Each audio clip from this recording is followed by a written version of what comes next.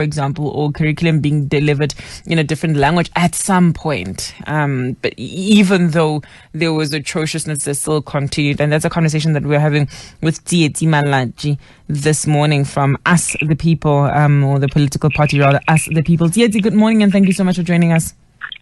Good morning, Vanolo, and good morning to the listeners of Power FM, and thank you for having us. We appreciate your time here. TSIETSI, like I said, uncharted territory. Uncharted territory, yes. Especially when we start using words such as limitations of the 1976 uprising. What do we even mean by limitations of 1976 uprising and alternatives for 21st century students? I mean, in terms of, dialectics of history, most of our decisions today are informed by what happened, a few years, maybe a decade ago. So today, yesterday it was, June 16th, it's remembrance of the 1976 students who fought so that they can be taught in English and not Africans. So while, of course, that was important, we must also understand that today we deal with, different form of politics, where now there's, issues of the economy, there's unemployment, there's poverty. So those are the things that really should occupy, of course, the mind of young people today. And I mean, that comparison then between the youth of today as well as the youth of 1976, should it even be happening, considering that the battle is similar yet so different in terms of context, in terms of method, in terms of the core as well? Yes, of course. In 1976, really, nothing much was done other than that. Of course, there was students that went on strike because they wanted to be taught English, to be taught in English. While of course we have really many African languages that maybe they could have gone on strike for. So not to override the importance of language, but in 1976, what today we see is that students they fought so that they can be taught in English and not Africans. So meaning that yes, English it has an upper hand over other languages, and those are the limitations that I'm speaking. We speak about. Today, if you check Ngukuwa Byong, one of the language activists, advocates that if we do not start writing in our home languages, we are going to have a problem. You see, so those are the limitations that I speak about.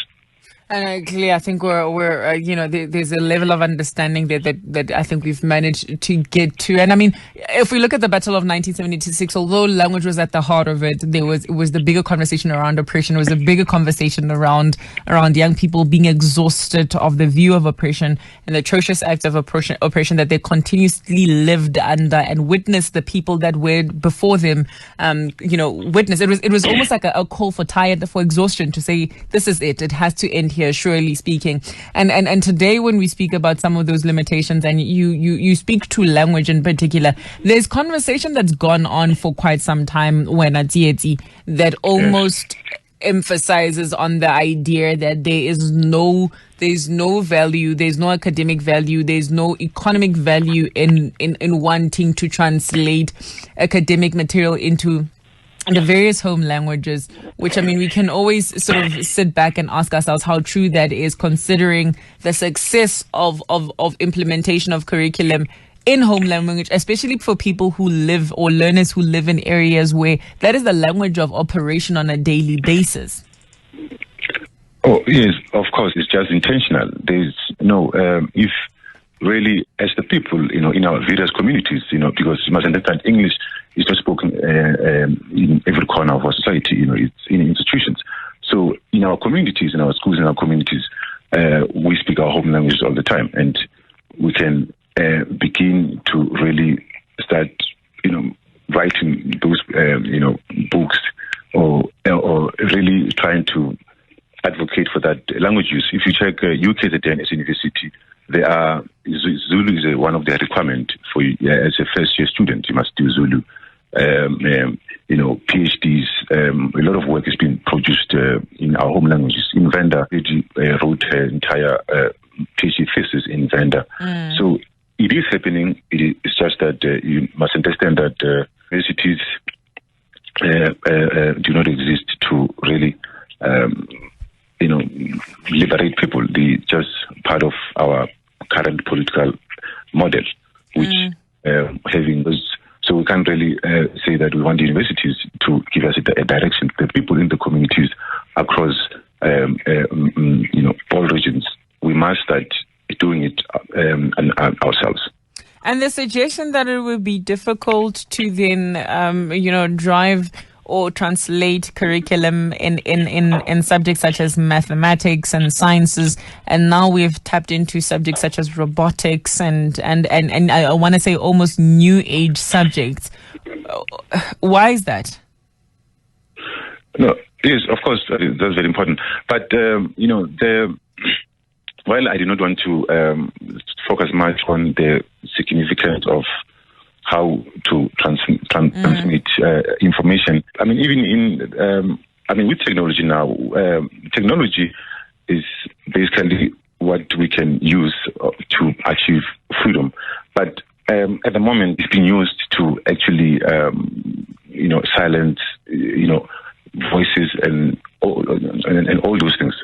So in terms of, curriculum, our curriculum, it does not necessarily mean that it's something that is good for our society. It's just sort of a mode to get you into university so that you can end up in the corporate, or you can being a member of, of the middle class. So we must, like I said, in our communities, we need to start coming up with new ideas on how we are going to, live free from, exploitation.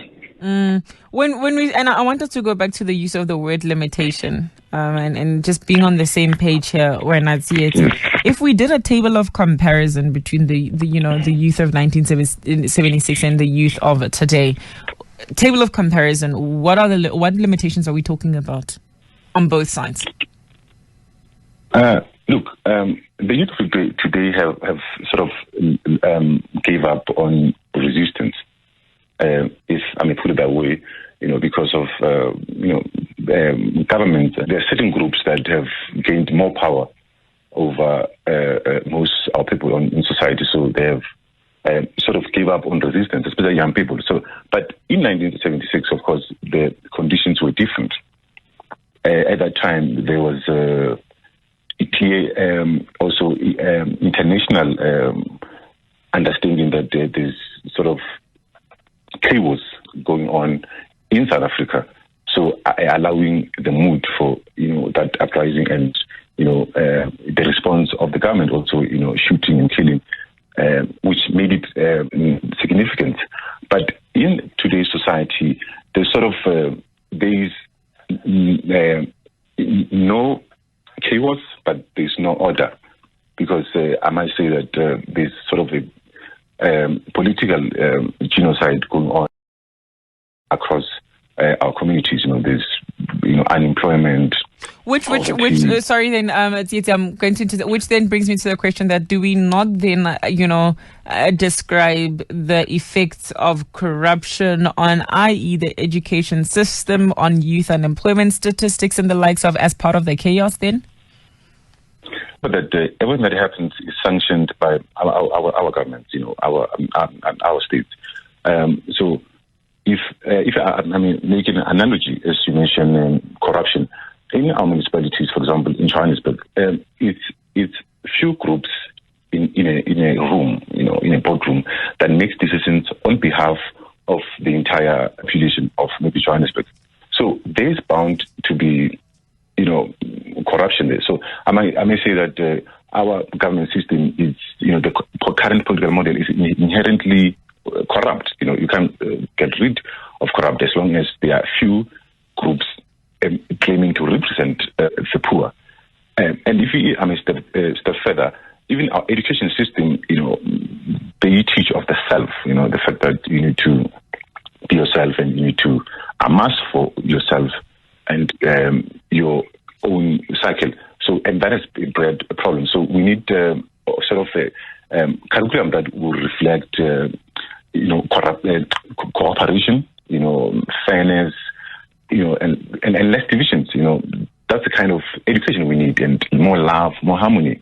I was going to go into that to say that the one thing that COVID-19 globally has really highlighted on is the importance of empathy. And in order for you to fully implement some policies or govern in a way that will serve the peoples, that you need to understand the pleas of the people.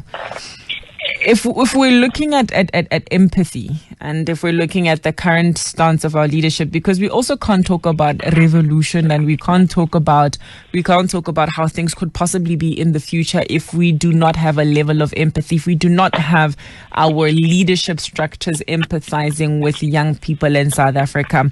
Whether we're talking unemployment, whether we're talking mental health, whether we're talking employability, relevant skill set, or whatever the case may be, and all the issues that are affecting us as young stance of our leadership, because we also can't talk about revolution, and we can't talk about how things could possibly be in the future if we do not have a level of empathy, if we do not have our leadership structures empathizing with young people in South Africa.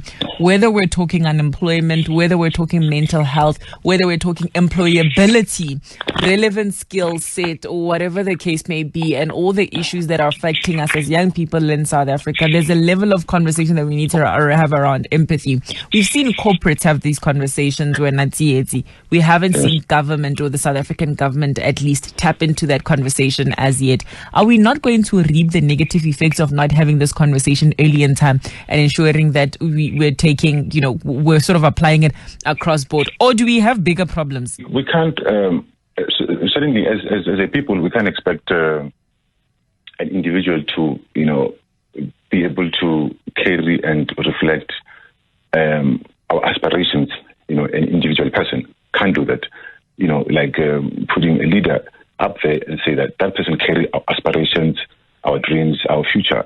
Are they not supposed to be held accountable for ensuring that there's conducive space and habitable space for those aspirations to can be achieved? Obviously, our documents, for some South African constitution states that, but that can't happen, unless as people, as groups of people in society, really start coming together and trying to do that. Because to say that a president must come and teach empathy and love and harmony, that's impossible, I want to argue otherwise, and I'm not just saying the president. I'm saying that it can be enacted as policy if it's being identified. Empathy is if it's being identified as, more than anything else, one of the top 20 skills that are required for future generations and for future ways of work and for future success of communities, companies, or organizations. It makes it highly important for governments to be able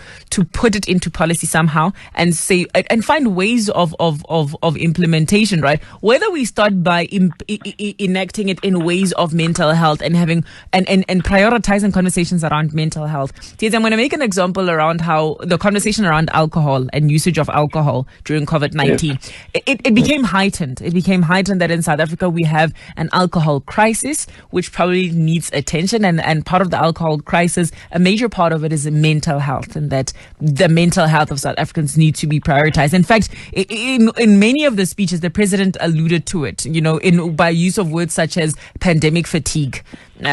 People being tired, people being mentally stretched by not only this period, but how this period found them as well. I think someone used what they called a haircut analogy to say that the 26th of March 2020, let's think of it as a haircut. If on that really hard, and unfortunately opportunities are still not at their hand, and this is where government, for example, should be coming to play. So that individualistic view, I wouldn't necessarily entirely agree with. And I mean, if we look at instances such as National Health Initiative, for example, right, and what it's supposed to achieve, because on paper it's beautiful, but unfortunately a lot of people do not carry confidence in it because of how our leaders have been seen to implement some of the things that were supposed to be beautiful from the start. It's what? It's the 17th of June 2021. We're still talking about vaccinating only one group of people in South Africa at this point.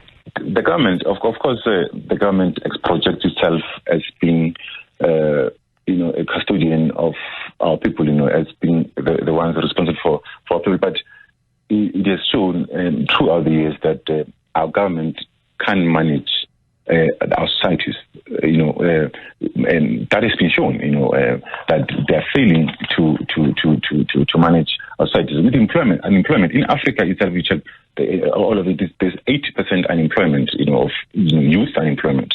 So you can see that this is a failed system. So you cannot even begin to, argue for it. So what our people need to understand, our labor, is really what we need. So we need to begin working our land, and we need to begin getting involved in what is happening in our communities.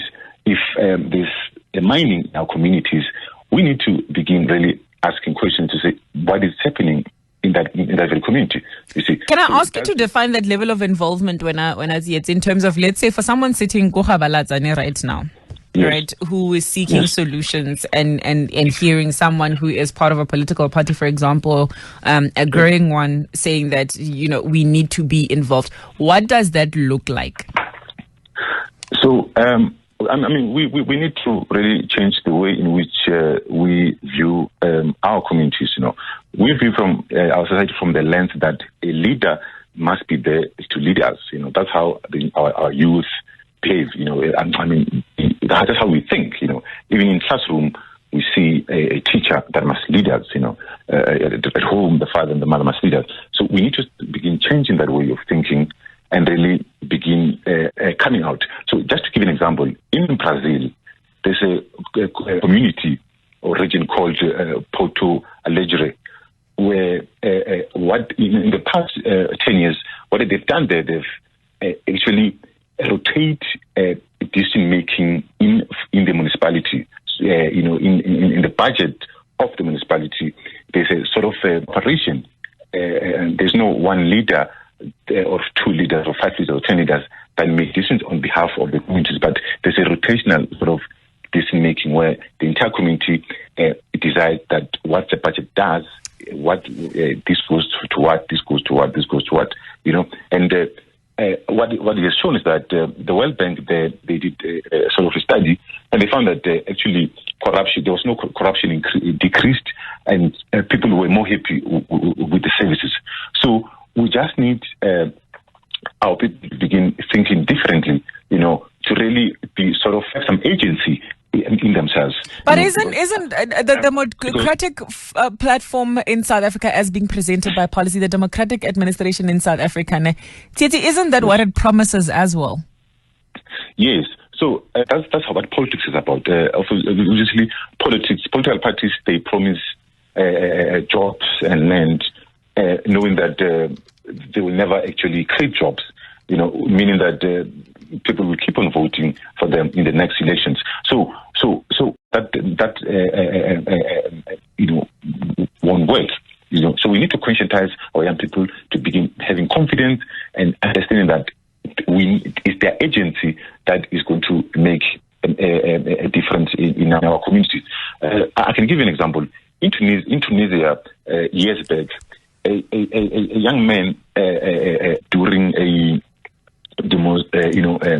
demonstration set himself alight while alive, and that very act caused a revolution in Tunisia. No, but we can't now burn ourselves because we're not getting service. Yes, of course. I'm trying to make you that understand that there are people out there who genuinely are prepared, to sacrifice themselves. Fees must fall, for the greater good. Fees must fall. If we're talking sacrifice, I'm not for people burning themselves alive because leaders are failing to make conscious decisions around people. But fees must fall was a point of sacrifice, and there's many others. Look, fees must fall have been happening for so many years. Yeah, that's what I'm saying. It's a point of sacrifice. We can't say that young people are not doing enough. Yes, of course. I'm not saying young people are not doing enough. Maybe you're not hearing me properly. I'm just trying to, just make you understand that the reason why we have not have change in South Africa, Fismas Fall did nothing, students. It was just, of course, captured by the media. It did nothing. The big protest in University of Limpopo, University of Rwanda. So years back, about conditions of black students. So Fismas Fall really it did nothing. So we need to making our people understand that they need to stop protesting, but begin think differently about how they can actually make changes in our societies. Because a protest is met with police, and there's nothing that happens. We got shot, and then they disperse, and then other political party comes and offers a dream or a lie, and then people move differently. So our people need to begin to think differently, to say that we are the ones that now are going to take part in what happens in my community. Quick question, while you're talking about other political parties, I'm personally very exhausted from the idea of having political parties talking about what the ANC is not doing right. We know what the ANC is not doing right. What are you going to do? No, we're not promising anything. I said we're not going to do anything. If I can say that, what we seek to do is just to make our youth understand that they do not need political parties to actually work.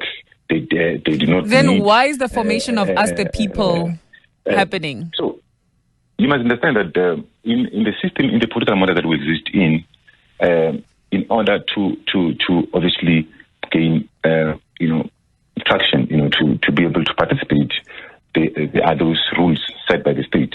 So we forming as the people was obviously a collective decision that came so that we could not form an NGO, because obviously we will not have that political power. So we had decided to form a political organization so that we will have the political power to change the political model that currently used, where leaders make decisions on behalf of the entire people. I hear you. TSIETSI, thank you so much for joining us this morning. Thank you so much, Fenol.